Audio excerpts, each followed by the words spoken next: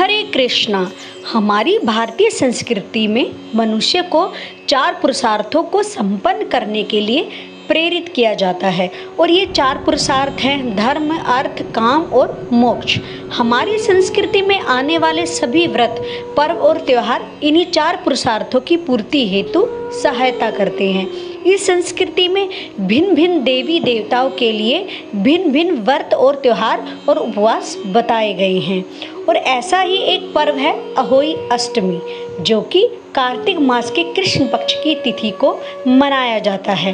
इस व्रत में माताएं अपनी संतान की दीर्घायु के लिए, उनके कल्याण के लिए निर्जला व्रत रखती है और रात के समय तारों को अर्घ देने के बाद अन्न और जल ग्रहण करती है।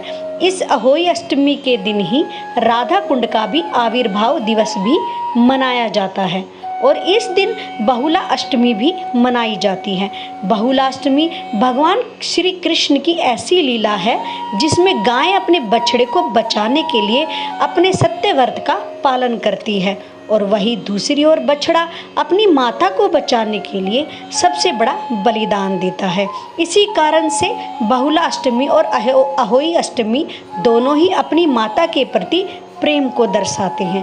तो चलिए आज ही इस वीडियो में हम देखते हैं कि अहोई अष्टमी की व्रत विधि क्या है। वैसे तो ये अहोई अष्टमी का व्रत माताएं अपनी संतान की सुरक्षा के लिए करती है, लेकिन जो निसंतान दंपति होते हैं वे संतान प्राप्ति की इच्छा के लिए इस अहोई अष्टमी व्रत का पालन करते हैं। दीपावली की पूजा से 8 दिन पहले आने वाली कार्तिक मास की अष्टमी के दिन ये व्रत विशेषक उत्तर भारत की महिलाओं द्वारा किया जाता है। इस दिन अपनी संतान के स्वास्थ्य, दीर्घ आयु और सुख के लिए माताएं निर्जला व्रत रखती हैं।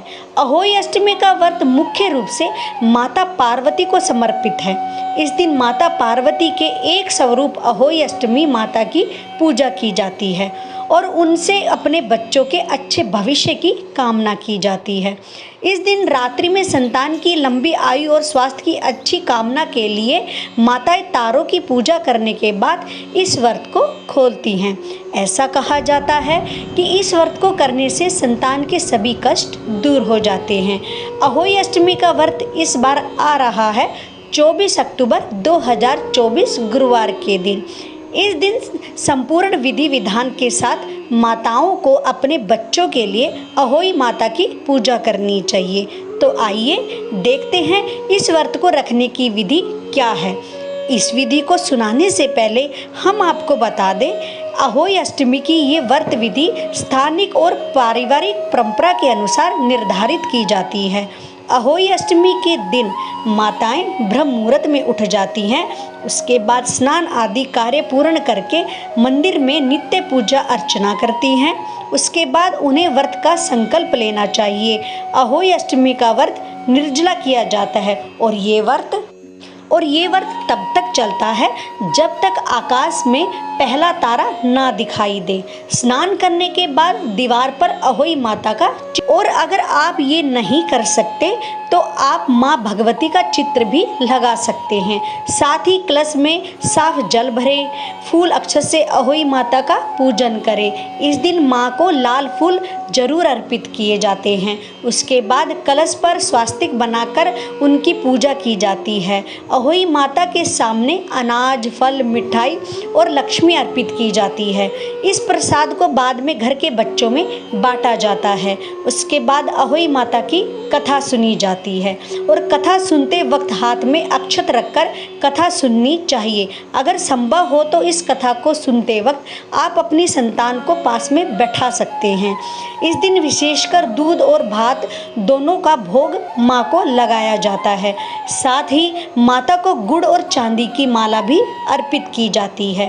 इस दिन संध्या को पूजन करने का विशेष महत्व है। शाम को पूजा करने का समय है शाम 5:42 से 6:59 तक। इस शुभ मुहूर्त के दौरान इस अहोई अष्टमी के दिन में सोना वर्जित माना गया है। इस दिन जमीन पर सोना चाहिए, ब्रह्मचर्य व्रत का पालन करना चाहिए और संपूर्ण दिन सात्विक चेतना में रहना चाहिए। अहोई अष्टमी के दिन कहा जाता है कि काले गहरे नीले रंग के वस्त्र नहीं पहनने चाहिए। अहोई अष्टमी के दिन मिट्टी से जुड़े काम जैसे खुदाई, गड़ाई वगैरह नहीं करनी चाहिए। इस दिन जो महिला व्रत धारण करती हैं उसे चांदी की अहोई धारण करनी चाहिए, क्योंकि चांदी की अहोई देवी शक्ति का प्रतिनिधित्व करती है और इस माला के चांदी में मोती होते हैं और उसे धागे में पिरोकर धारण किया जाता है। जब आप इस व्रत का पालन कर लेते हैं तो दूसरे दिन अपने घर में किसी वरिष्ठ महिला के सामने इस माला को खोलकर अगले साल के लिए रख सकते हैं। अगर आपको हमारी ये कथा पसंद आई है तो हमारे चैनल को लाइक एंड सब्सक्राइब अवश्य कीजिएगा। हरे कृष्णा।